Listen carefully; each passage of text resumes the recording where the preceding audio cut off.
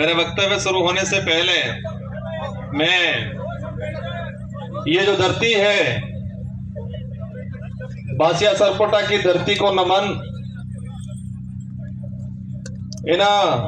इस मंच पे जो जिनकी प्रतिमाएं लगी हैं, इन सारे महापुरुषों को मेरी ओर से नमन करना चाहूंगा।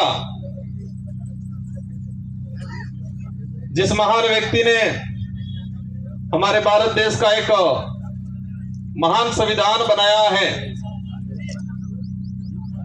विश्व का सबसे बड़ा जो लिखित संविधान बनाया है, बाबा भीमराव अंबेडकर जी को नमन। उस संविधान में आदिवासी समाज का प्रतिनिधित्व करने वाले जयपाल सिंह मुंडा जी को नमन। और इस आदिवासी इलाके के अंदर जब राजा रजवाड़ा अंग्रेजों का जो शासन चलता था, उस दौरान एक भुखमरी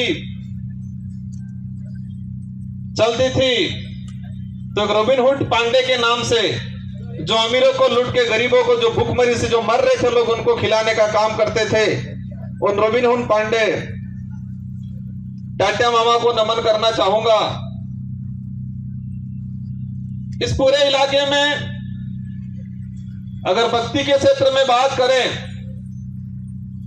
और भक्ति के माध्यम से, शांति के माध्यम से आदिवासी समाज के अंदर जन जागृति लाके अंग्रेजों और राजा रजवाड़ों की गुलामी से बाहर लाने का काम किया, गोविंद गुरु महाराज को भी नमन करना चाहूंगा। इन्हीं क्रम में हमारे जितने जो योद्धा हैं, और हम मामा बालेश्वर जी को नहीं भूल सकते, जिन्होंने इस बांसवाड़ा पूरे जिले के अंदर आदिवासी समाज हो या अन्य समाज हो, सारे समाजों को एकजुट करके यहाँ के हक अधिकार को लेके इस क्षेत्र में काम किया। उनको भी नमन करना चाहूंगा। और मैं कोशिश करूंगा कि जितने जो महापुरुषों के मैंने जो नाम लिए और महापुरुषों के जो विचार थे, उन विचारों को जन जन तक पहुंचाने के लिए उन्होंने जो संघर्ष किया, उन्हीं विचारों को आगे बढ़ाने का काम मैं और मेरी भारतीय आदिवासी पार्टी करेगी और आने वाले समय में अनवरत करती रहेगी। इन विचारों को आगे बढ़ाएंगे। साथियों, पूर्व वक्ताओं ने हर प्रकार की बात बताई, हमारे क्षेत्र की बात बताई, आदिवासी समुदाय के हक अधिकार को लेकर बात बताई। और ये हमारा जो देश एक लोकतांत्रिक देश है, और उस लोकतांत्रिक देश में विचारों के आधार पे जनता इन पार्टियों को मत देती है, उन नेताओं को मत देती है और विधानसभा लोकसभा में भेजती है। आज मुझे भी 84 की जनता ने दूसरी बार विधायक बनाया, और वो भी राजस्थान की 200 विधानसभा के अंदर। उस दौरान 199 विधानसभा में एक साथ चुनाव हुआ था, और उसमें परसेंटेज के मामले में सबसे अधिक मतदान 84 की जनता ने मुझे बहुमत देकर जिताया था। उससे पहले 2018 में मुझे जिताया 84 की जनता ने। और आज मेरा सौभाग्य है, डूंगरपुर बांसवाड़े की जो जनता है, उस जनता की भावना थी कि ये व्यक्ति हमारे इस क्षेत्र का आदिवासी समुदाय के हक अधिकार की बात को लेके, एससी समुदाय के हक अधिकार की बात को लेके, माइनॉरिटी समुदाय के हक अधिकार की बात को लेके, और साथ ही क्षेत्र के अंदर अन्य समुदाय जो मानवता में विश्वास करता है, इन सारों लोगों की जो भावना है, उनकी बात है लोकसभा में ये व्यक्ति पहुंचाएगा। ये आपने विचार किया और आपके विचारों से हमारे पार्टी की जो सिलेक्शन प्रणाली है, इस भारत आदिवासी पार्टी में हाईकमान नहीं होता है और इस पार्टी में हाईकमान आम जनता, आम कार्यकर्ता होती है। और आपकी भावना के अनुरूप मुझे इस लोकसभा क्षेत्र का सांसद प्रत्याशी बनाया और मैं उम्मीद करूंगा कि जिस भावना से आपने मेरा सिलेक्शन किया है, उसी भावना से मेरा इलेक्शन भी करोगे, ये मुझे उम्मीद है आप सबसे। मैं आप सबको भरोसा भी दिलाना चाहूंगा, इस देश को आजाद कराने में इस क्षेत्र के अंदर आजादी से पहले जो शोषणकारी नीति वाले लोग थे, उनके खिलाफ ये जो जितने जो महापुरुष हैं, उन महापुरुषों ने अपने विचारों के माध्यम से इस क्षेत्र में जन जागरण किया, लोगों को जागरूक किया और अपने हक अधिकार के प्रति लड़ने के लिए प्रेरित किया। और मैं वही विचार, ये जो महापुरुष हैं, उन महापुरुषों के जो उद्देश्य थे, इन उद्देश्यों को उन्हीं के विचारों के माध्यम से मैं पूरे करने की कोशिश करूंगा। साथियों, आज का जो कार्यक्रम है, अनुसूचित क्षेत्र में आरक्षण व्यवस्था, आरक्षण को लेकर महासम्मेलन,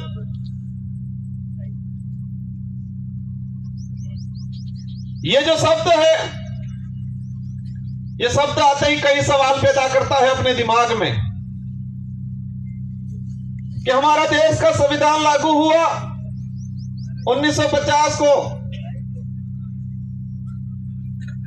और आज 2024 हो गया और अभी तक उस संविधान के अंदर जो प्रावधान थे, उन प्रावधानों को आज तक धरातल पे लागू नहीं किया। उस बात को लेके बांसवाड़ा, डूंगरपुर और पूरे देश का एसटी एससी माइनॉरिटी समुदाय संविधान को धरातल पे लागू करो, उस बात को लेके आंदोलन कर रहा है। बड़े दुख की बात है कि संविधान बना और देश पे जो लागू हुआ, हम कहते हैं 26 जनवरी 1950 को, लेकिन मूल रूप से उसके संविधान के अंदर जो प्रावधान थे, वो प्रावधान आज तक धरातल पे लागू नहीं हुए हैं। और देश के अंदर हमारे राष्ट्रीय पार्टी के लोग कहते हैं देश विकासशील से विकसित हो रहा है, कहते हैं विश्व के अंदर हमारे भारत देश एक विकसित राष्ट्र की श्रेणी में आने लग गया है। लेकिन देश के अंदर देखा जाए, आज से 5 साल पहले जिस 5वीं स्कूल के अंदर 70 बच्चे पढ़ रहे थे, और आज उसी 5वीं स्कूल के अंदर 35 बच्चे पढ़ रहे हैं। आज से 5-10 साल पहले हमारे देश के प्रत्येक नागरिक पे जो कर्जा था, और आज देखें वो कर्जा 4 गुना तेजी से बढ़ रहा है। आज जो कुपोषण का जो स्थिति है, आज से 5 साल पहले जाएंगे तो इतना कुपोषण नहीं मिलेगा जितना आज कुपोषण है। जो देश में मीडिया के माध्यम से, मैं सारे मीडिया पे सवाल नहीं करना चाहता, लेकिन कुछ मीडिया वाले ऐसे लोग हैं जो देश की सच्चाई को छुपा रहे हैं और पार्टियों के इशारों पे, सरकारों के इशारों पे इस देश के लोगों तक गुमराह करने वाली बातें फैलाई जा रही है। इस देश के लोगों को अंधकार में रखा जा रहा है और हम देश में वर्तमान देख सकते हैं। मेरा वक्तव्य, हमारे पूर्व वक्ताओं ने कहा, हमारे समाज के कुछ पढ़े लिखे अधिकारी कर्मचारी कहते हैं हमारे समाज के जो नेता कांग्रेस बीजेपी में दिग्गज बने हुए हैं वो कहते हैं आरक्षण पूरा मिल रहा है, कोई कहता है आरक्षण की जरूरत नहीं है, कोई कहता है कि आरक्षण मिलना था मिल गया और फालतू गुमराह कर रहे हैं। हमारे क्षेत्र की जनता विचार करती है, हम कहते हैं आरक्षण मिलना चाहिए, वो कहते हैं आरक्षण मिल गया, कोई कहता है आरक्षण पूरा मिल रहा है, और हमारे क्षेत्र की जनता कंफ्यूज रहती है कि हकीकत क्या है। हमारा पढ़ा लिखा बेरोजगार युवा वो भी कंफ्यूज रहता है कि आरक्षण क्या है। और दुख की बात यह है कि हमारे पाठ्यक्रम में बेमतलब की चीजें डाली जा रही है। अगर देश के अंदर आरक्षण को लेकर जो चल रहा है, कुछ लोग कहते हैं भ्रमित किया जा रहा है। देश के आरक्षित वर्ग को, युवाओं को अगर क्लियर करना चाहिए था तो संविधान के अंदर जो आरक्षण व्यवस्था रखी गई है उसको हमारे पाठ्यक्रम में लागू कर दिया होता तो आज हर युवा को पता होता कि मेरा रिजर्वेशन संविधान के अंदर इतना है, शेड्यूल एरिया में इतना है, नॉन शेड्यूल एरिया में इतना है। लेकिन होता क्या है, वो आरक्षित वर्ग का युवा आरक्षण को जान जाएगा, समझ जाएगा, संविधान में प्रावधान क्या है समझ जाएगा, तो वो सवाल खड़ा करेगा उन राष्ट्रीय पार्टियों से, उन नेताओं से जो आते हैं कहते हैं कि राम के नाम से वोट देना। कहते हैं कि नहीं कहते हैं? इन लोगों ने कभी ये नहीं कहा कि बेरोजगारी खत्म करेंगे, बेरोजगारी खत्म करने के नाम से वोट देना, ये बोला उन्होंने? इस क्षेत्र में शिक्षा में गिरावट हो रही है, शिक्षा के क्षेत्र में हम काम करेंगे इसके नाम से वोट देना, ये नहीं बोला। और इस देश का दुर्भाग्य है कि इस देश में ऐसे नेता पैदा हुए हैं जो खुद के समाज का तो भला नहीं किया, लेकिन जिस पार्टी का खाया, जिस पार्टी में पद प्राप्त किए, ऊंचे ओहदे पे गए, उस पार्टी के भी नहीं हुए। जिस पार्टी के अंदर गए हैं उनको कहना चाह रहा हूं कि जो व्यक्ति उनके समाज का नहीं हुआ, जो व्यक्ति उसकी पार्टी का नहीं हुआ, वो तुम्हारा कतई नहीं हो सकता है। और इस क्षेत्र में देखा है मैंने, हमारे चंद्र वर्ग के भाइयों को जाके ये भड़काते हैं, कहते हैं कि तुम चिंता मत करना, मैं तुम्हारे साथ हूं, ये बोलते हैं। तो हमारे उन भाइयों को भी कहना चाहूंगा, जो खुद के समाज का नहीं हो सकता है वो आपका कभी नहीं हो सकता है। ये विचारधारा सच्चाई को लेकर लड़ रहे हैं। ये विचारधारा, हम कहते हैं हम आदिवासी समाज में पैदा हुए हैं, मेरा पहला फर्ज बनता है कि मैं मेरे परिवार के लिए, मेरे समाज के लिए बात रखूं। साथ ही क्षेत्र के अंदर हमारे एससी समुदाय के भाई हैं, माइनॉरिटी समुदाय के भाई हैं, इसके अलावा किसी भी वर्ग का गरीब भाई है, उसकी कोई भी बात होगी, कोई भी समस्या होगी, उसका निराकरण करेंगे हम लोग। और ये देख सकते हो हमारे 84 क्षेत्र के अंदर हर व्यक्ति ने हमको मत दिया और मुझे मेरी विधानसभा में प्रचार करने की जरूरत नहीं पड़ी थी। हमारे कार्यकर्ताओं ने मोर्चा संभाल लिया था और हाईएस्ट मत जो राजस्थान में टॉप 2 में लाके रख दिया मुझे। आरक्षण व्यवस्था को लेकर कुछ आंकड़ा मैंने क्लियर किया है, अलग अलग डिपार्टमेंट की भर्तियों का, लेकिन इस मंच के सामने ही हमारे खाकी वर्दी वाले भाई दिख रहे हैं, इसलिए मैं उनके डिपार्टमेंट का कुछ आंकड़ा बता दूंगा।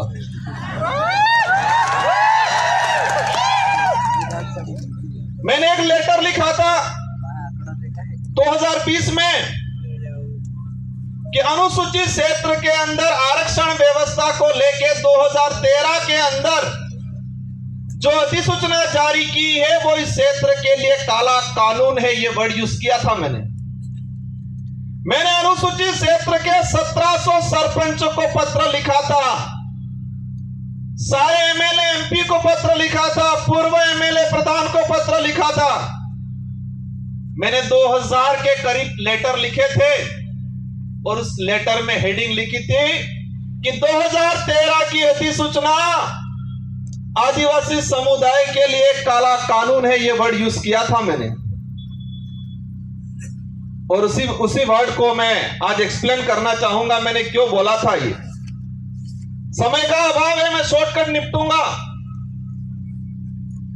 हमारे साथ जो अन्याय हुआ है, हमारे साथ जो धोखा हुआ है, हमारे युवाओं की भावनाओं के साथ खिलवाड़ हुआ है, वो सभी गांठ बांध के रखना है, वो गुस्सा अंदर समाहित करके रखना है।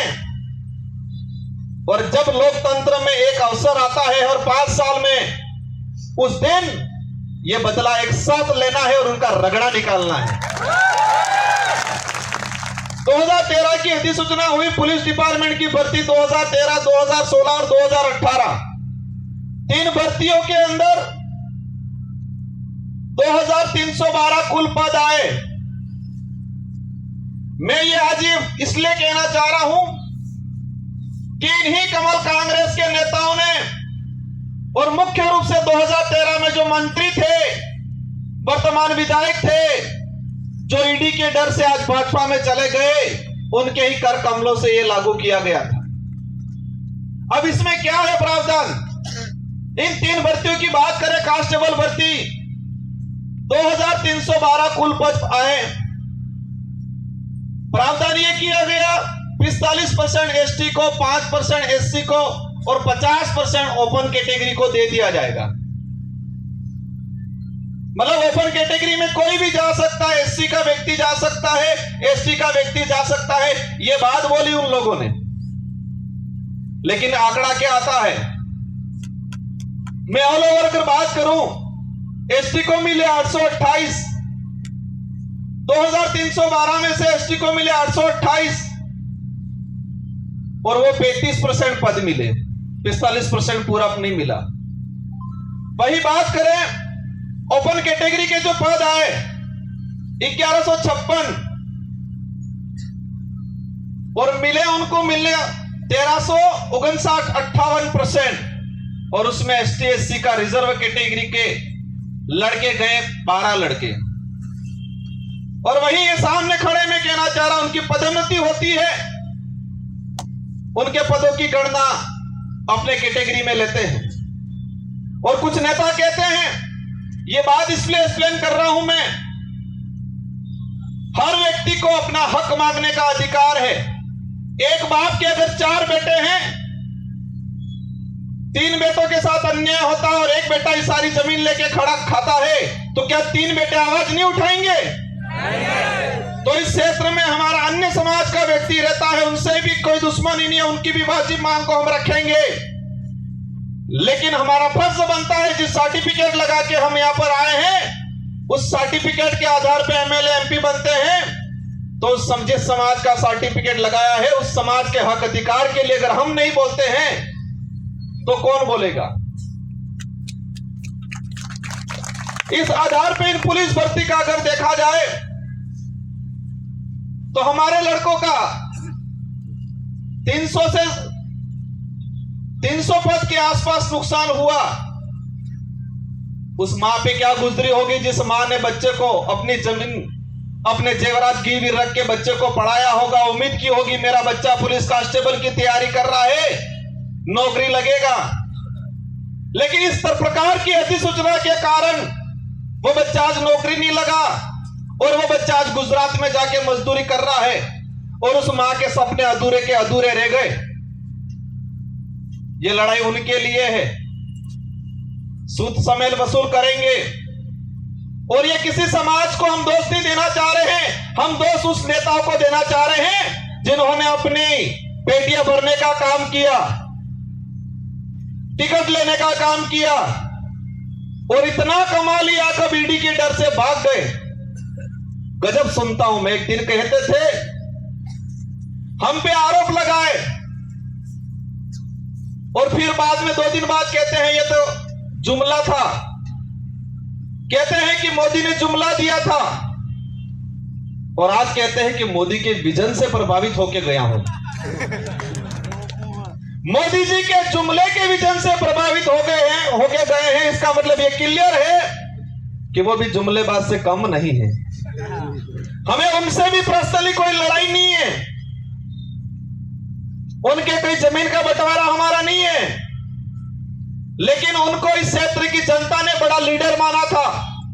हमारे बड़े बुजुर्गों ने आशा रखी थी उनसे कि ये नेता है बड़ा, हमारे लिए, हमारे क्षेत्र के लिए कुछ अच्छा करेगा। इन आशाओं पे पानी फेरने का काम किया है। मुझे कई जगह से जानकारी मिली, बुजुर्ग लोग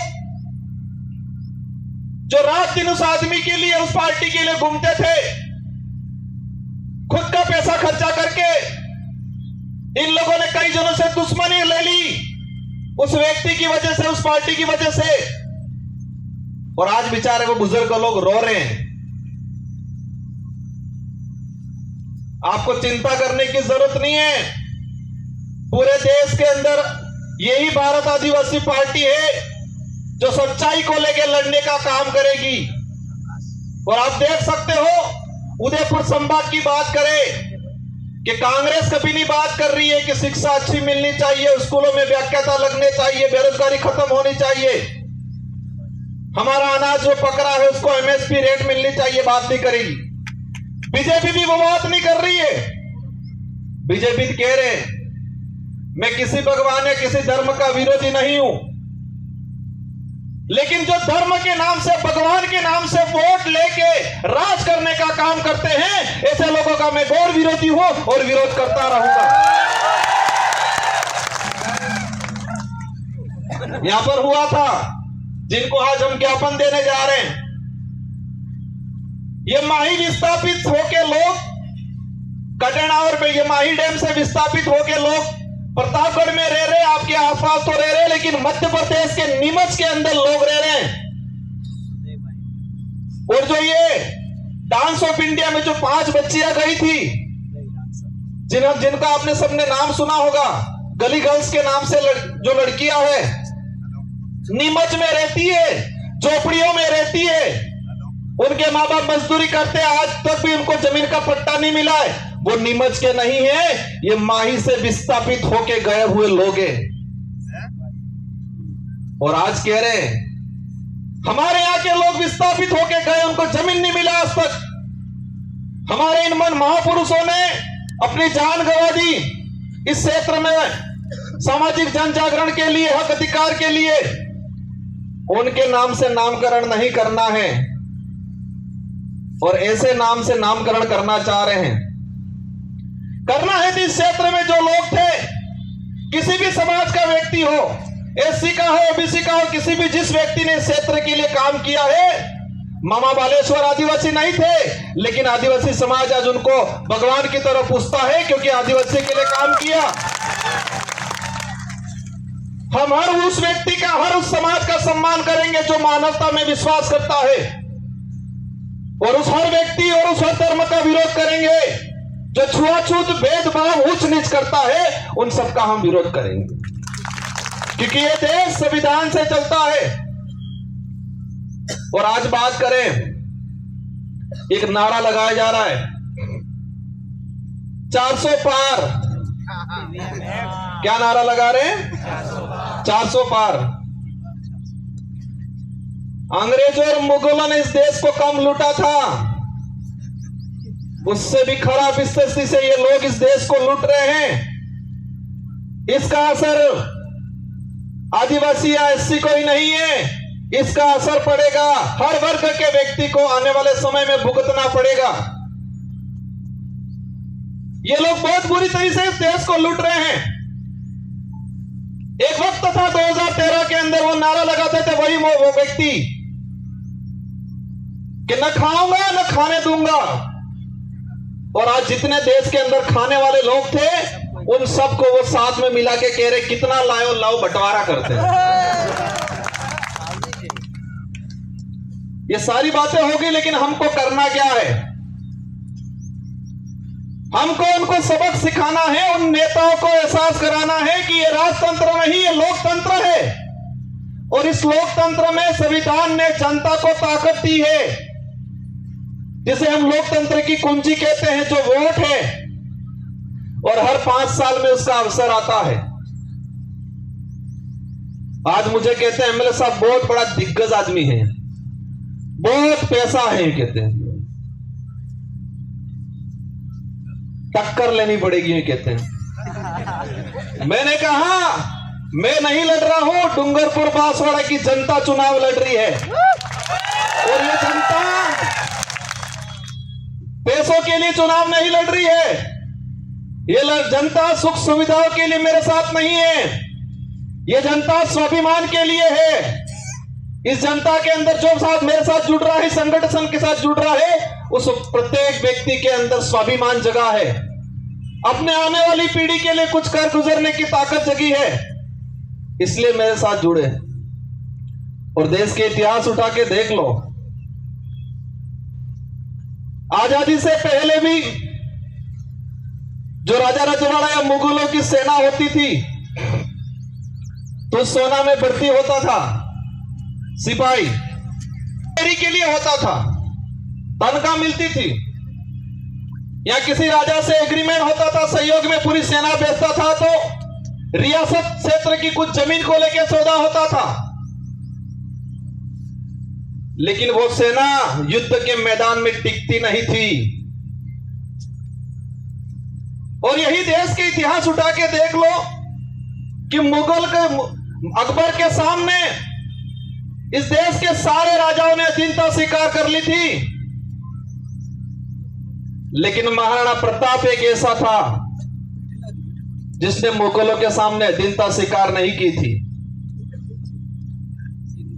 देश के इतिहास में पढ़ाया जाता है, हमारे बड़े बुजुर्गों से सुनते हैं कि देश के अंदर सारे राजाओं ने अकबर की अधीनता स्वीकार कर ली, लेकिन राणा प्रताप ने अधीनता स्वीकार नहीं की, क्योंकि देश के अंदर अन्य जो राजा थे उनकी जो सेना थी वो सैलरी पे थी, तनख्वाह पे थी।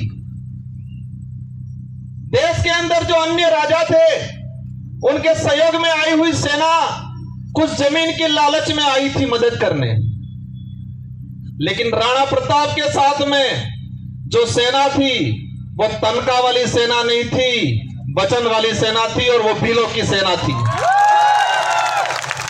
किसकी सेना थी? भीलों की सेना थी, पठानों की सेना थी।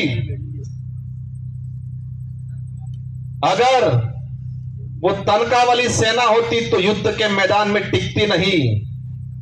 वो स्वाभिमान के लिए, अपने वचन के लिए गई थी राणा प्रताप के साथ, और इसीलिए देश के अंदर महाराणा प्रताप के नाम से उनको जाना जाता है। और उनके भाई थे शक्ति सिंह और जगमाल, वो भाई भी उनके साथ में नहीं थे। इससे यह सिद्ध होता है कि महाराणा प्रताप को किसने साथ दिया। उनके परिवार के लोग भी हट गए थे, वो भी मान सिंह की गोद में जाके बैठ गए थे। उस कुल के लोग हैं ये। और मुझे पता है कि इस कांग्रेस और बीजेपी के बहकाव में आके उनसे पैसा लेके ये काम नहीं करेंगे। ये लोग स्वाभिमान के लिए काम करेंगे, ये वचन के लिए काम करेंगे, आने वाली पीढ़ी के लिए काम करेंगे। मेरी बात को आप समझ गए होंगे कि हमारे लोगों ने महाराणा प्रताप को वचन दिया था, तनख्वाह नहीं ली थी। फौज में हमारे लोग भर्ती नहीं हुए थे, तनख्वाह की बेसिस पे नहीं हुए थे। पूरा गांव के सिपाही लोग, जवान लोग गए थे, वो वचन दिया था। और इस लड़ाई में, इस मैदान लोकसभा क्षेत्र में मुझे उम्मीद है पैसों वाली सेना नहीं टिकेगी, वचन वाली सेना टिकेगी। क्योंकि उनके साथ जो सेना है वो पैसों वाली सेना है, तनख्वाह वाली सेना है, तहाड़ी वाली सेना है, और हमारे साथ वचन वाली सेना है, स्वाभिमान से जीने वाले लोग हैं। बातें बहुत सारी हैं, अंत मंच आएंगे उस पे करेंगे। हमारी लड़ाई सीधी सी है कि इस क्षेत्र में संविधान के अनुरूप आरक्षण लागू हो जाए। यहां का कलेक्टर, एसपी, संभागीय आयुक्त क्लियर कर दे कि संविधान के भाग इसमें 5वीं अनुसूची के तहत क्या प्रावधान है, कितना आरक्षण मिलना चाहिए।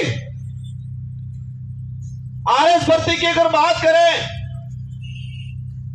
हमारी जो मांग है दूसरी, प्रशासनिक सेवा के अंदर हमारे यहां के लोगों को प्रतिनिधित्व मिलना चाहिए। हमको एक लेलू बोर्ड दे दिया, दिनेश सेवा के अंदर भर्तियां देंगे, पद देंगे। और उसमें भी मैंने देखा 3 भर्तियां 2013, 2016, 2018। अनुसूचित क्षेत्र के अंदर अधीनस्थ सेवा के 109 पद आए, एसटी के लोगों को मिले 42, ओपन कैटेगरी में गए 67 और एससी समाज को मिले 0 और ओबीसी वालों को तो पता ही नहीं है हम है कौन, हम आते कहां है वो ही नहीं पता है उनको। और मैं कहता हूं इस क्षेत्र से अगर ओबीसी की किसी ने आवाज उठाई थी, राजकुमार रोट ने उठाई थी। हम हर व्यक्ति की बात करेंगे, लेकिन हमारा हक किसी को मारने नहीं देंगे। एससी समुदाय को 0 सीट तीनों भर्तियों में और अधीनस्थ सेवा के अंदर 67 पद आए, उसमें एसटी एससी रिजर्व कैटेगरी का एक लड़का नहीं गया। हमारे साथ 13 से 14 अधीनस्थ सेवा के आरएस अधिकारियों के पद मारे गए। इसका गुनहगार कौन? जो ईडी के डर से भाजपा में गए वो है। ये लड़ाई बेरोजगारों की लड़ाई है। ये लड़ाई हमारे क्षेत्र में शिक्षा के क्षेत्र में क्रांति लाने की लड़ाई है। हम सबको लड़ना है। ये चुनाव जीतने तक का उद्देश्य नहीं है, नारे लगाने या पार्टी का नाम लेने तक का उद्देश्य नहीं है। हमको हमारा समाज बचाना है, हमारा देश बचाना है। ये देश का संविधान अधिकार देता है हर व्यक्ति को, हर समाज को अपने हक अधिकार की बात करने का अधिकार है और करना चाहिए हर व्यक्ति को। लेकिन हमारे यहाँ के नेताओं ने इस क्षेत्र को बर्बाद करने का काम किया है। मुद्दे अनेक हैं। ये 400 पार का जो नारा लगा रहे हैं, उस नारे को समझना। इन लोगों की चाल है ये संविधान बदलने की, संविधान को खत्म करना चाहते हैं। और आप सुन लेना, अभी का उदाहरण है कि 26 जनवरी पे बाबा साहब अंबेडकर और सावित्रीबाई फुले की तस्वीर लगाने से टीचर को एपीओ कर दिया जाता है। जिस पार्टी को बाबा साहब अंबेडकर और सावित्रीबाई फुले की तस्वीर से दिक्कत है, वो देश का भला कर सकते हैं क्या?